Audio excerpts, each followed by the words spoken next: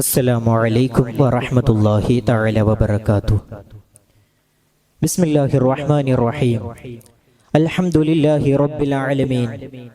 വസ്സലാത്തു വസ്സലാമു അലാ അഷ്റഫിൽ മുർസലീൻ വഅലാ ആലിഹി വസ്വഹ്ബിഹി അജ്മഈൻ. അമ്മാ ബഅദ്. സർവാദരണീയരായ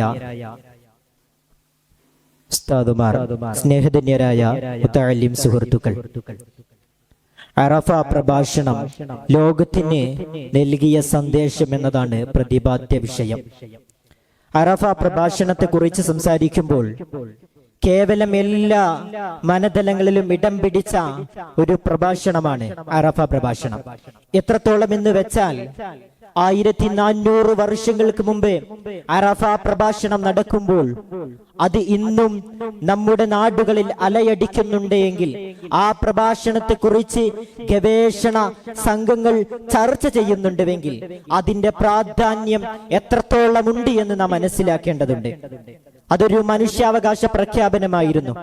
ഇതിന്റെ തുടക്കത്തെ കുറിച്ച് സംസാരിക്കുമ്പോൾ എൻസൈക്ലോപീഡിയ ബ്രിട്ടാനിയ അടക്കമുള്ള ഒട്ടനേകം ഗവേഷണ സംഘങ്ങൾ അതിനെക്കുറിച്ച് പഠിച്ച് ഗവേഷണ റിസർച്ചുകൾ നടത്തിയപ്പോൾ അവർ ഈ ബ്രിട്ടാനിയ അടക്കമുള്ള സംഘങ്ങൾ ഇതിനെക്കുറിച്ച് സംസാരിച്ചത് ഈ അറഫ പ്രഭാഷണം എന്ന് പറയുന്നത് അതല്ല, മനുഷ്യാവകാശ പ്രഭാഷണം എന്ന് പറയുന്നത് ഇന്ന് കാണുന്ന പ്രഭാഷണങ്ങളിൽ അവർ രാഷ്ട്രീയ വിഷയങ്ങളിലേക്ക് അത് കൂപ്പുകുത്തിച്ചു കൊണ്ടിരിക്കുകയാണ്. യഥാർത്ഥത്തിൽ 1400 വർഷങ്ങൾക്ക് മുമ്പേക്ക് ഒന്ന് ശ്രദ്ധ ചെലുത്തുകയാണെങ്കിൽ അവിടെ അന്ന് നബി സല്ലല്ലാഹു അലൈഹി വസല്ലമ തങ്ങൾ നടത്തിയ ആ പ്രഭാഷണമാണ് മനുഷ്യാവകാശ പ്രഖ്യാപനം എന്ന് പറയുന്നത്.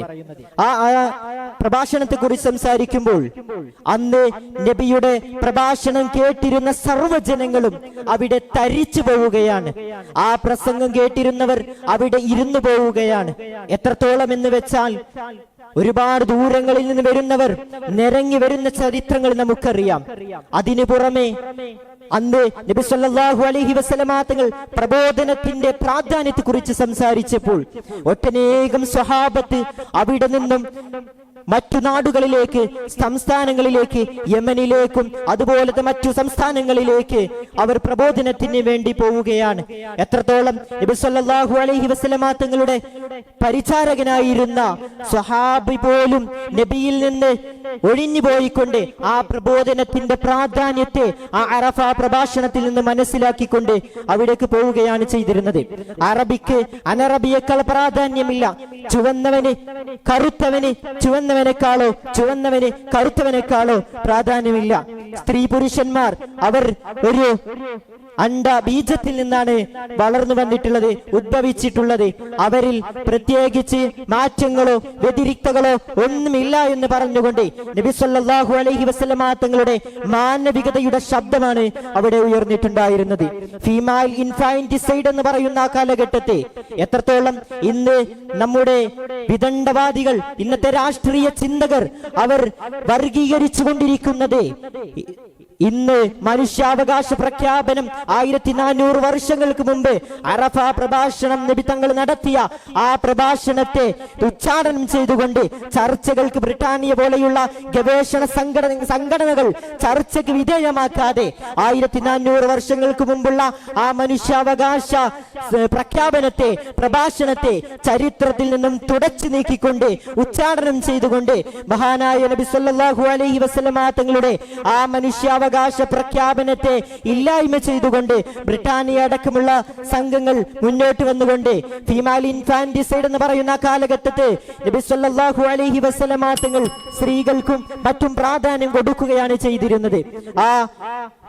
ജനിച്ചത് പെണ്ണാണെന്ന് അറിഞ്ഞു കഴിഞ്ഞാൽ ജീവനോടെ ഉടുപ്പണിയിച്ചുകൊണ്ട് ജീവനോടെ കുഴിച്ചു മൂടുന്ന ആ കാലഘട്ടത്തെ നബി സല്ലല്ലാഹു അലൈഹി വസല്ലമ തങ്ങൾ ആ അറഫ പ്രഭാഷണത്തിൽ മറ്റൊരു പോയിന്റായി നബി സല്ലല്ലാഹു അലൈഹി വസല്ലമ തങ്ങൾ പറഞ്ഞത് സ്ത്രീകൾ അവർ സുരക്ഷിതരാണ്, സ്വതന്ത്രരാണ് ഇസ്ലാമിൽ എന്നതായിരുന്നു.